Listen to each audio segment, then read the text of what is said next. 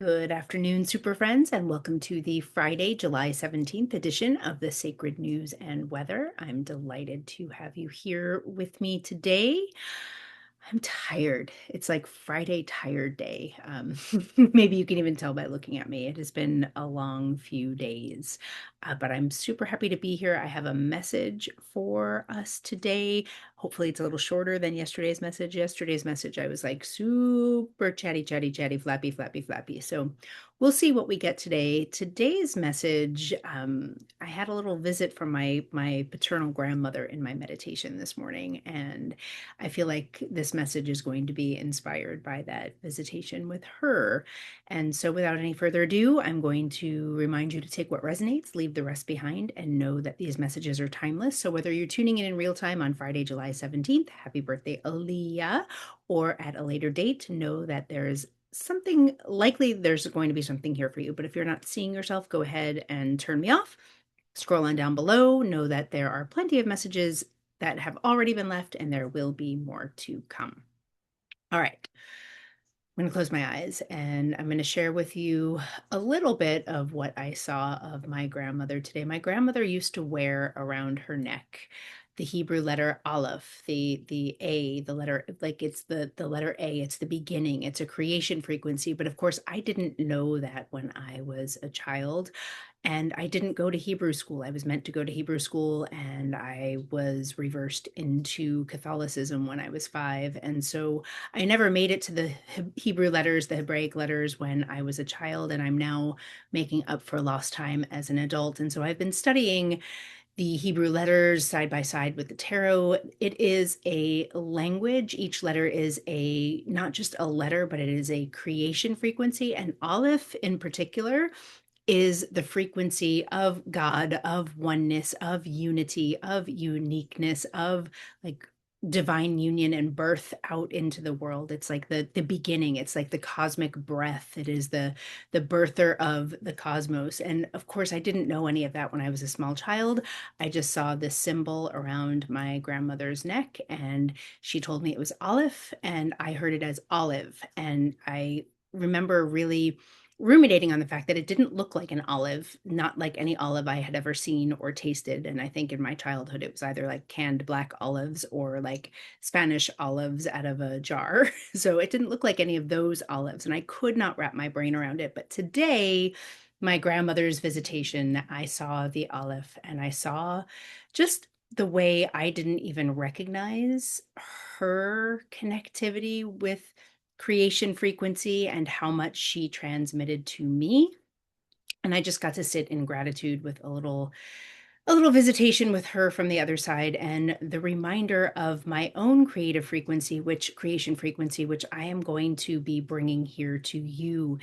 In the tarot, Aleph would be the Fool, which is the beginning. It is the that sacred leap, the sacred leap energy, and the feeling that I got from my grandmother today, but I also got it not just for me, but for us, is that it is go time. And I don't know if you have caught the message from, I don't know even when it was, but I saw a little bit of this as I was sitting in meditation. I saw a little bit of the you are working as you're resting, and as you are actually working, your work is actually your rest. I don't know if any of you recall that channeled message, and I can't even remember the title of it, but I will scroll back and look for it and maybe attach it down here. But the feeling is, if you have been in a period of rest and rumination, but not rumination like ruminating with your mind so much as like allowing what wants to come through you to come all the way in.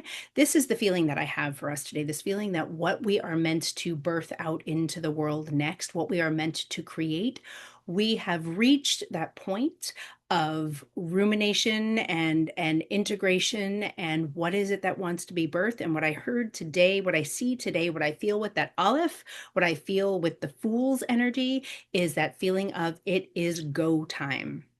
Now, if it is not go time for you and you are hearing me say that it is go time, I want you to listen and be the authority of your own beingness. If you're like, no, Dana, it is not go time, I want you to be and use your own intuition and your own inner authority. But I do see some of us in here might be saying, no, Dana, it's not go time. And it actually is go time, and what you are feeling is not intuition, but it is resistance. It is fear. It is fear of change. And so I'm going to start with those of you who identify with that. When you have resistance to my saying it is go time, no, Dana, it's not go time. It's not go time for me. Maybe it's go time for you, but it's not go time for me. And it sounds like that, and not, no, this isn't my message. Do you hear the distinction? The resistance versus the listening, the inner listening. If you are resisting me, I feel like this message is very much for you, because what I am hearing, what I am feeling is that your resistance to it being go time is not because it's not in fact go time, but the resistance is that fear of change. I alluded to this yesterday when I was talking about my client who came to me with nothing particularly wrong, but she's like, everything is like fine, everything is great, I have no complaints, and I know there's more. And there's this feeling of that we need to get uncomfortable. We need to get into the fives, the numerology of five, and which is discomfort, which is change. And change, whether it's like great change or difficult change, it is innately uncomfortable because it's different from what you know. And I feel like some of that resistance of, no, Dana, it's not go time, is resistance to getting uncomfortable, resistance to getting out of this comfort zone. Even if your comfort zone isn't comfortable, even if you're bored, even if you're like, I know there's more and I'm ready for more, but I'm not ready to make the change. This is your invitation. This is your go time. It is very much your go time. I'm hearing here, if you're identifying with this energy, also that like there's an element of just trusting the universe, trusting spirit, trusting whatever your version of your highest self is, whatever your name for it is, whatever that feeling is in your body.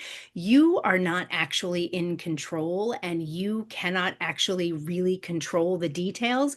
What you believe you have control over is actually resistance to flow. It is resistance to where you are actually meant to go. And that, no, Dana, I'm not ready, is not you not being ready. It is resistance to the flow of the universe. It's resistance to where your being is being called to go. It's resistance to what is wanting to be birthed out into the world. And it's time to like surrender, relax back, release control and trust, and take the next right step to birth your creation out into the world. I can feel also where if you're in resistance and you're yelling at me and saying it's not my go time, but you can know actually that it is your go time, or you can feel the resistance as the resistance to change. Part of what I feel like might be happening for you, particularly if you're birthing something creative out into the world, if you're going to be using your voice, if you're going to be writing something, I keep seeing someone sing something, if you're going to be singing something, or like somebody's like wanting to put a song out into Spotify or something along those lines. I can see somebody writing music or singing music, or something is happening over here.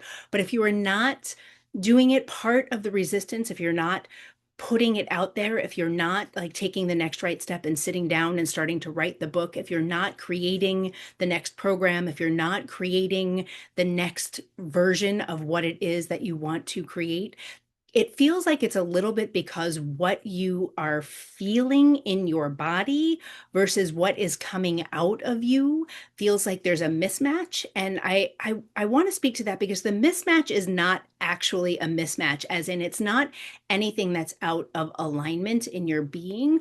What you are creating is innately yours. The world wants it. We want to hear it. We want to read it. We want to see it. We want to know it.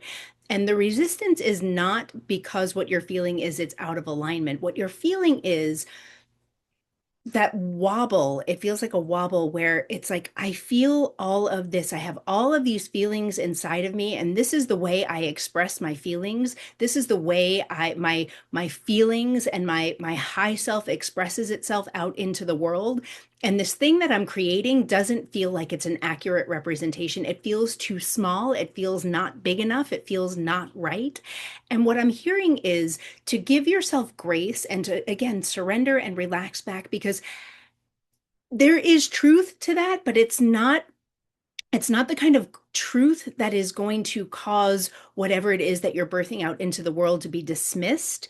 The truth that you're feeling, the universal truth that you're feeling, is that when we put something that lives inside of us so deeply and so purely and so beautifully, when we try to give words, to give sound, to give anything external, when we try to externalize in a creative form what it is that's inside of us, it never quite makes the full expression of what you are feeling. It's like what you are feeling is so big, and what you're creating feels like wah wah. It almost feels like a little puny to you because what you feel as you're creating it is so much bigger. But what I want to say is the way the world is going to receive it is not as puny, is not as not enough. The way the world is going to receive it is beautiful, is artful, is uniquely you, is your voice, and what you are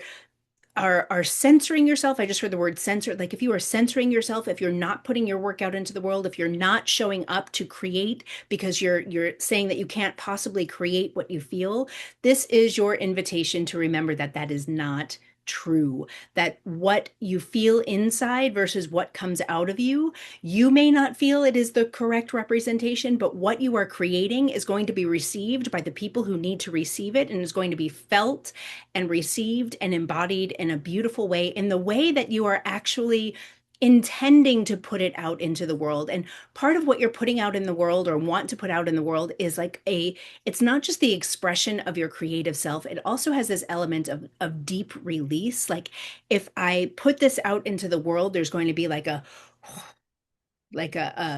letting down, like a putting down of the burden. But there's also fear there in, if I put down this burden, who am I going to be? If I birth this out into the world, who will I be then? Will people will know me in a new way, and I'm not sure that I'm ready to be witnessed this way. I'm not sure that I'm ready to be seen this way. And what I'm here to tell you is you are.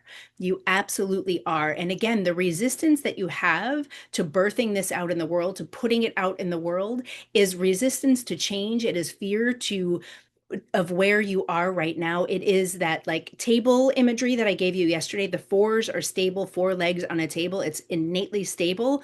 It's fine, it's good, but when we get to the end of the four frequency, we're bored. We're like, ugh, this all? Is this all? And so we need to go into the fives, and this is your five. Like putting this out into the world is the five, or getting fully into the creative process is the five. It is the change that you need to really reorganize who you are so that you can birth your creation out into the world. And I can see where if you birth your creation out into the world, you're going to get to the sixes, you're going to get to that truth, you're going to get to your heart, you're going to get to Tiferet. The sixes are truth, our heart, our Tiferet. It's all that we want in the world. It is our most high self. It is our most, it's that still point at the center of our being that I talk about here on the Sacred News and Weather all the time.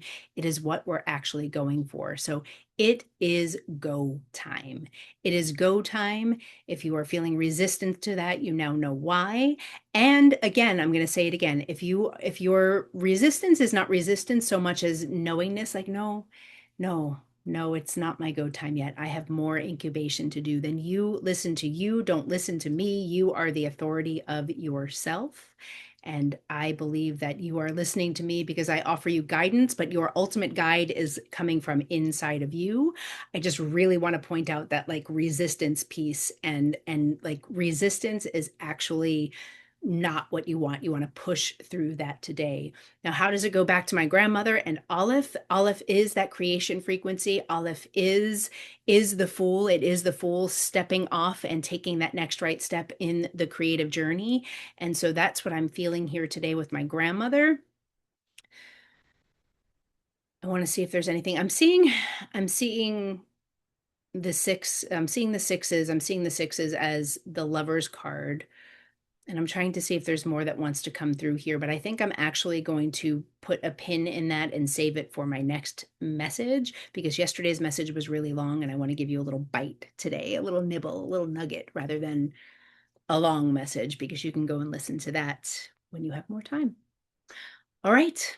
Thank you so much for being here. Please like and share and subscribe and hype and tell your friends and please, please, please help me grow my channel. Every time you do like, every time you do comment, every time you do engage with me, like more people see me. So I would really like that. Thank you. I will see you tomorrow.